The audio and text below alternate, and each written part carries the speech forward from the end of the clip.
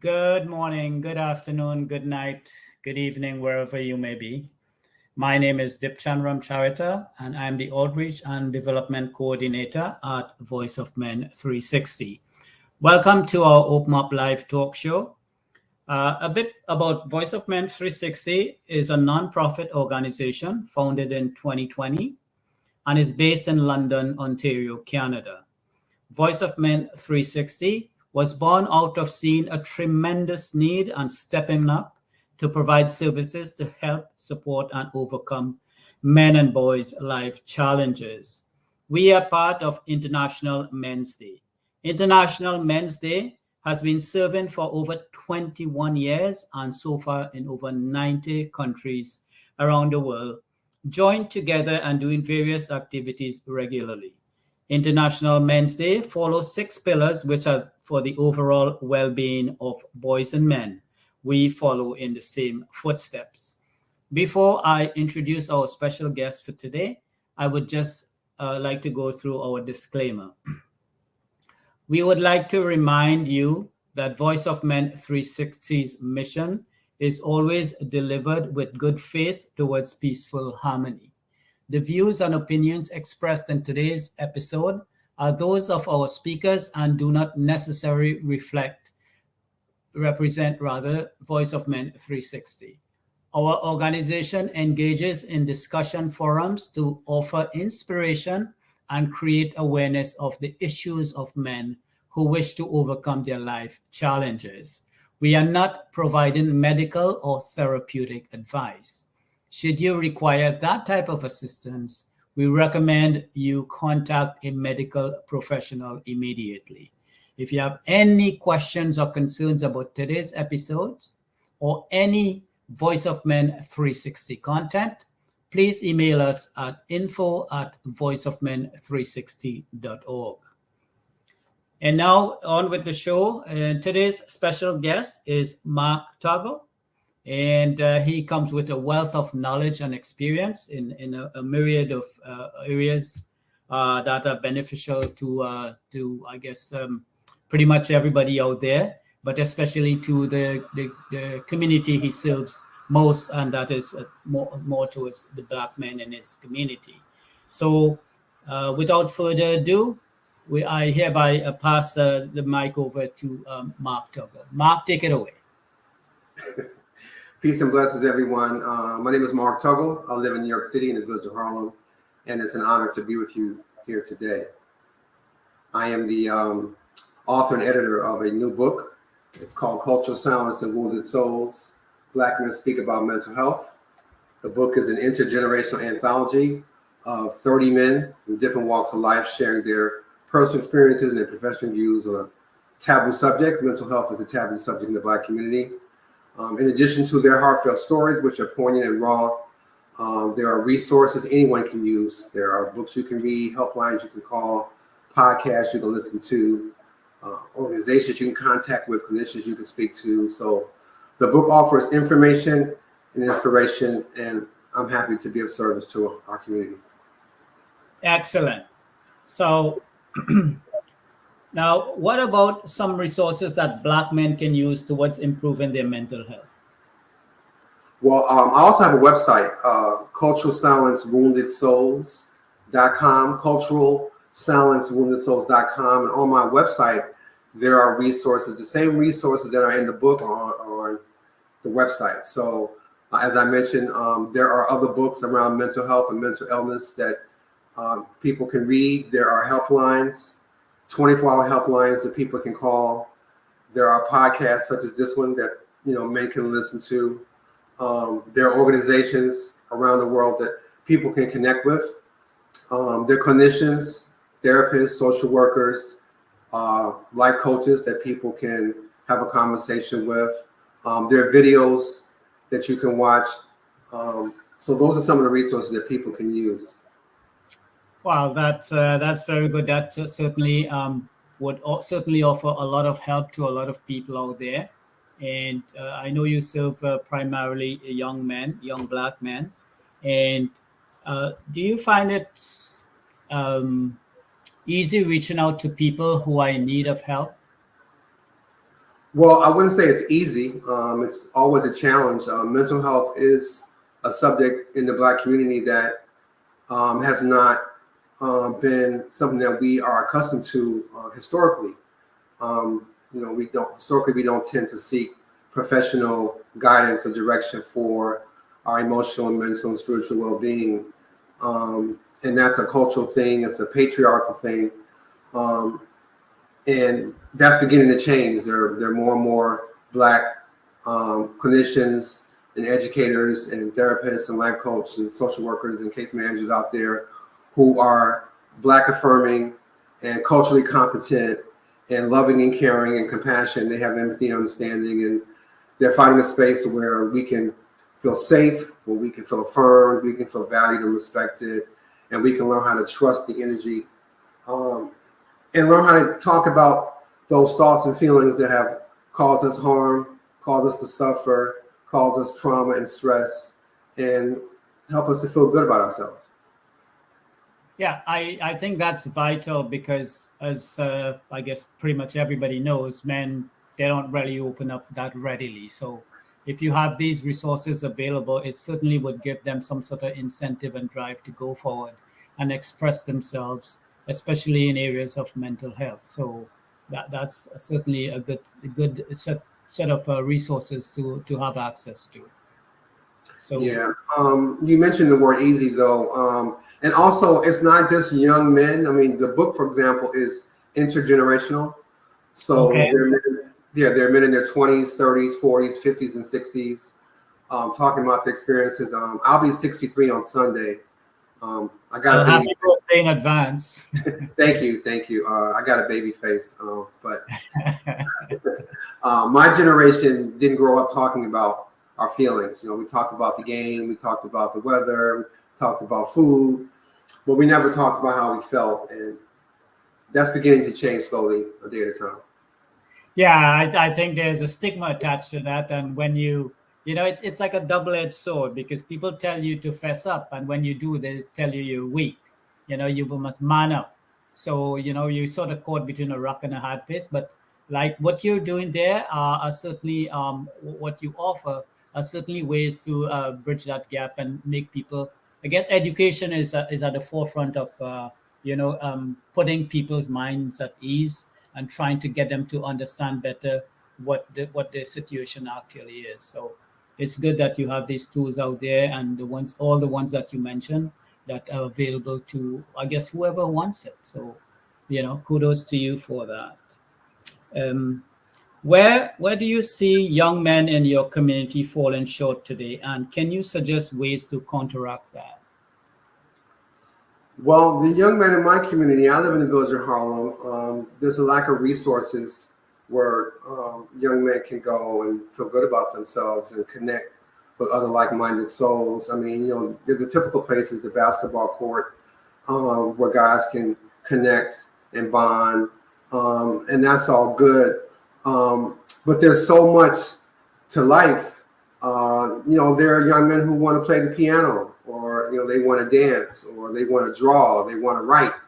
They want to do things that may not be considered masculine, and so sometimes they don't get the support that they need to express their innate God-given creativity. And so it will be helpful to have places where they can go and they can just be all that they can be on the inside, and feel valued and feel supported and feel loved and feel encouraged, and have those spiritual cheerleaders to let them know that, you can do this, and don't let your gender get in the way of you expressing yourself. I grew up playing tennis, and I got called a sissy a lot for playing tennis. Tennis was considered a sissy sport. But look at guys like Francis Tiafoe and Christopher Eubanks and, Felix Auger-Aliassime. So times are changing slowly, but we have so many issues with our manhood that we've got a lot of healing and soul searching to do. Yeah, absolutely. Because generally in society, there are a lot of demographics out there that are stereotyped to certain things only. So to your point, instead of, let's say, like sometimes people associate certain demographics, for example, with sports or music or whatever the case might be.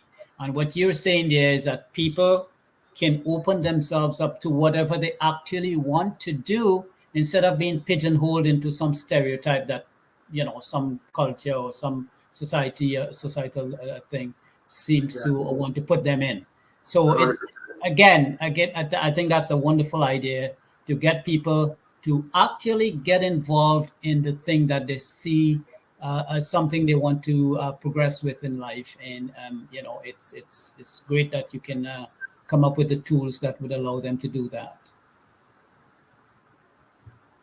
I agree. So that's excellent.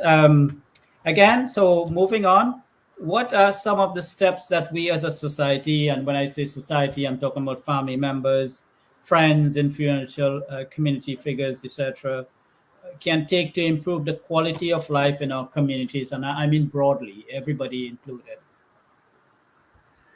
Yeah, well, that is a very broad question. And I think that would depend on the individual. What are their goals? What are their objectives? What are their dreams, their aspirations? What are their needs, their concerns, their values, their beliefs, their boundaries, their limitations? It depends upon the individual. So that question is pretty loaded because there's no one size fits all for that question. No, so I just wanted to get an overall perspective of the main areas that people can ascribe to or aspire to in society. And for example, are there social programs or things like that? What about going to school? Are kids encouraged to go to school? Because nowadays, especially with young men and young men across all cultures, seem to have a lack of interest in going to school. So are there some sort of incentive or drive to push them towards that? Are there social programs that encourages them to get involved in different aspects of society? Well, there are some young Black men, for example, who go to school with no breakfast, no father, and no hope. Yes. Schools have become militarized. So you have to go through the metal detector, you get your bags checked. You feel like you're a criminal at 9 o'clock in the morning. You know what I mean? Yeah. Who can learn in an environment when you got 50 kids in one classroom? And then, the American school system was never designed to teach us the truth about who we really are and where we came from. So, I remember going to school. There was like one chapter on Black history, Harriet Tubman and Rosa Parks. Like that was it, And I asked my teacher about it. He said, "Mark, shut up. You asked too many questions." So it's not that people don't want to go to school. It's just that sometimes, the textbooks that they give us are inferior and racist, and they're not exciting, So you need teachers who are, who know how to handle different personalities. Because now you got teachers, they got to be the nutritionists and the therapists, and they play so many roles now. Yeah. Yeah, that's quite a lot to take in there. Before we continue, I would just like to run through some further information about our group. There are no limitations to gender, age, nationality, or ethnic groups. All walk of life can participate in any of our shows. If you want to be a guest on any of our shows or willing to be part of our organization and help us directly or indirectly, please reach out to us. We would love to work with individuals, professionals, experts, community organizations, associations, corporations, government officials, and businesses. Our phone number is 226-289-8784. Our email address is info@voiceofmen360.org. Our website is www.voiceofmen360.org. You can find us on pretty much all of social media, Facebook group page. Join our group so you can see our daily activities, please invite your friends as well. Our social other social media platforms are Instagram, LinkedIn, Twitter, YouTube, and TikTok. Please subscribe to our YouTube channel, Voice of Men 360. So back to you, Mark. We have a few minutes, so we can talk. I would ask you towards the end, which is probably about 10, 15 minutes away, for some, give some information about yourself to people out there who might be interested in learning more about what you have to offer or conducting you. But before we get to that, we have a few minutes that we can ask you more about your book. And if you can give us, I guess, some of the highlights, one might say, as to what you would message you would want to get out there that your book professes to give. Well, the book again offers very personal stories. A few of the guys have written about their multiple attempts to die by suicide, and I say die by suicide, not commit suicide, because when we say someone committed suicide, we are suggesting that that person who wanted to take their own life was somehow a criminal or immoral or unethical, and so somehow less of a human being. So I think it's important that we have compassion, even for people who decide that they don't want to live on this earth anymore for whatever reason. You never really know what somebody's going through. So, they write about anxiety, depression, isolation, loss, PTSD, stress, trauma, paranoid schizophrenia, suicide ideation. Some have written about alcoholism and drug addiction. And they write about those challenges and how it impacted their mental health, their emotional health, their spiritual well-being, and what strategies and tactics they have used along their journey to get better and to feel good about themselves and cultivate healthy relationships and kind of build some character and confidence. So I'm really humbled that God has used me as a conduit and a vessel instrument for them to tell their stories. And because this book is not sponsored by McDonald's or Nike or Verizon, what you get on the inside is Black Men Unplugged.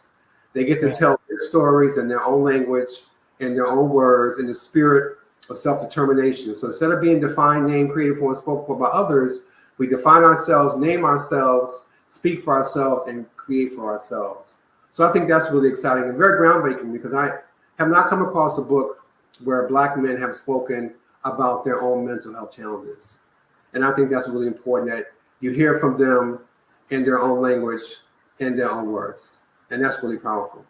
Yes, it certainly is. And it's you mentioned something about not using the word commit suicide. That's new, and that certainly makes a lot of sense. And I never thought about it that way, because that's all you hear all the time, right? You commit suicide, and from what you're saying, it certainly sounds better to say you died by suicide, because you shouldn't pin the actual suicide on the person as some sort of flaw,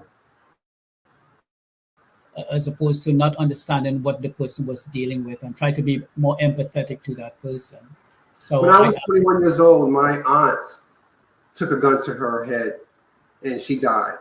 My aunt, this was over 40 years ago in Chicago. She was the first Black woman to have her own column in the newspaper, Chicago Sun-Times. She was the only first Black woman to have her own TV show. So on the outside, she looked attractive and confident. Big house, car, money. But she took her life, and we don't know why. Yeah, that's tragic. That's tragic. It's horrible that I mean, and the thing about suicide is it doesn't really have boundaries. I mean, there's rich, poor. There are different classes. There are different cultures. There are different ethnic groups. There is no stereotypical way to pin it down and say, oh, this particular group are the ones who are committing suicide. It's across the board. So there's a myriad of reasons, obviously. And I think mental health, the ability to delve more into somebody's mental health capacity and how they can improve themselves that way can go a long way in dealing with the suicide rate that seems to be like an epidemic in some societies, actually more than others. But throughout, we have this as a serious issue. It is. And, if the information and inspiration in this book can prevent one Black male from dying by suicide, then our collective pain will not be in vain. Right, right. Absolutely. If I may ask, what inspired you to write this book? In February of 1995, I was diagnosed with generalized anxiety and moderate depression. And for many, many years, I never talked about it. I kept my feelings buried in a pile of shame and silence. And I just didn't talk about how I felt. And 4 years ago, God put this on my spirit to express myself. So I decided I was going to write about my own personal mental health journey. I wasn't sure it was going to be an article or an essay or a poem, but I just knew I needed to express myself in a creative way, which is something I value spiritually.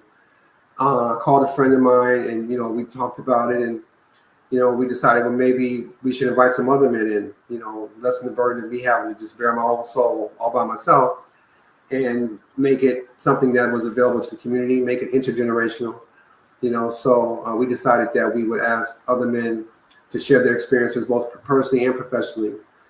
And 4 years later, the book is here, it's out in the world. And, my intention is to be of service to humanity. I also want to break the cycle of generational trauma in my family. And this is God's will for me. So I want to be a part of a movement for healing and restoration and success for Black men and their allies.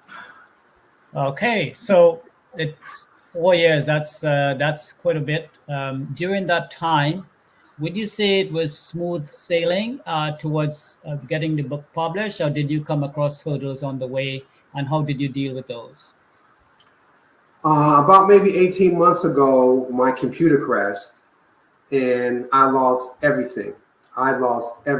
Like the whole book was gone, and thank God, I had the present mind to print out all of the essays, because it's mostly essays. There's a couple of poems, there's some hip hop lyrics, there's a monologue, but it's mostly essays. And I had printed it out, but for several months, I was so distraught, so despondent, so disgusted, so depressed.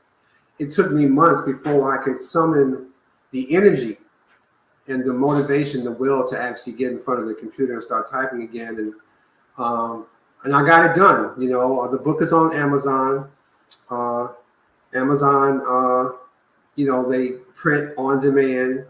I get a royalty, which is not a lot. That's another conversation. But Right. I wanted to self-publish, and I'm happy that, I've had people who helped me along this journey, and I'm first-time independent author, and I'm really grateful that I can be of service. Well, congratulations for that. I mean, it's not, I've never done it myself. I've thought about it. Actually, people have encouraged me to get involved in writing something. They think I have the ability to put out something meaningful there that would make sense to a lot of people. So, but I haven't actually gotten to that stage. But from my understanding, it takes quite a bit to get something published. A lot of times people get turned down when they offer a manuscript or something to a publisher. So, and congratulations on that. When was it first published? In March of this year. Okay, so I guess that's not a fair bit of time to have a decent assessment of which way it's going. But what do you think in terms of the success rate it's shown so far? Do you think it's reaching out to the masses out there?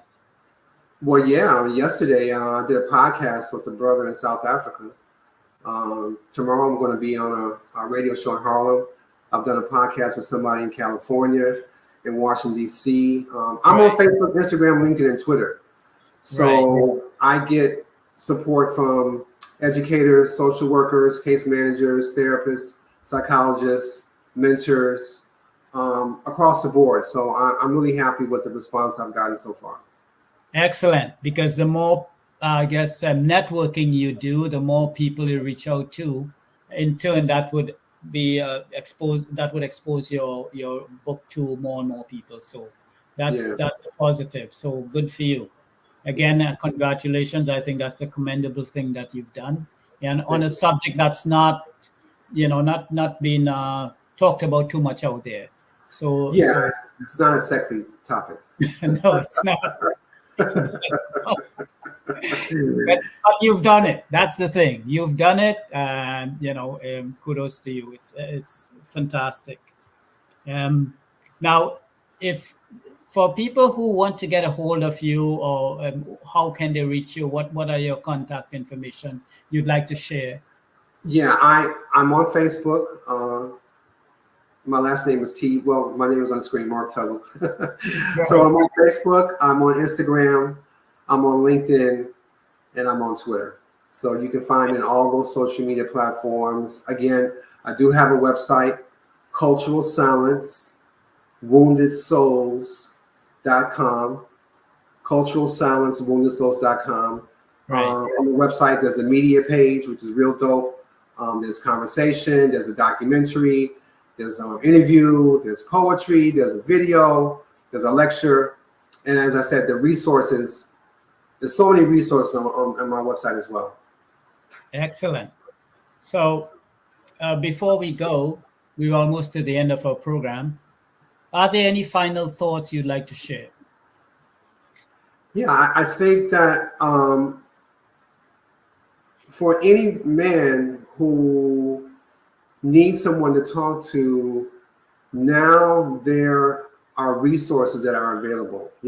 Sometimes we just need to know what to do, where to go, and who to talk to. And so the information in this book, the inspiration from these amazing stories, these men are honest, they're transparent, they're vulnerable. They talk about some unspeakable horror, and they have found the courage and the strength, and the fortitude to write about their stories. Black people have the greatest stories ever told, in my opinion. Maya Angelou says that there's no greater agony than bearing an untold story inside you.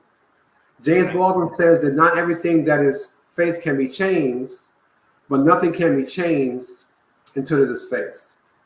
So if you need someone to talk to, do so. And it doesn't have to be professional. Therapy is not a one-size-fits-all solution. It helped me a lot in my personal life. But sometimes it may be a family member. It may be a neighbor. It may be a pastor, an imam, a rabbi. But find someone that you feel safe with and that you're willing to trust with your feelings. And let somebody know what's going on with you so you don't suffer in shameless silence. That's absolutely true. And we want to thank you so very much for having you on our broadcast today. We certainly appreciate your presence. You've certainly shared a wealth of knowledge and information that can be beneficial to so many people out there. So again, thank you so much, Mark, and have yourself a good evening. Ladies and gentlemen, yes, you're welcome. We have been engaged here today with Mark Tuggle,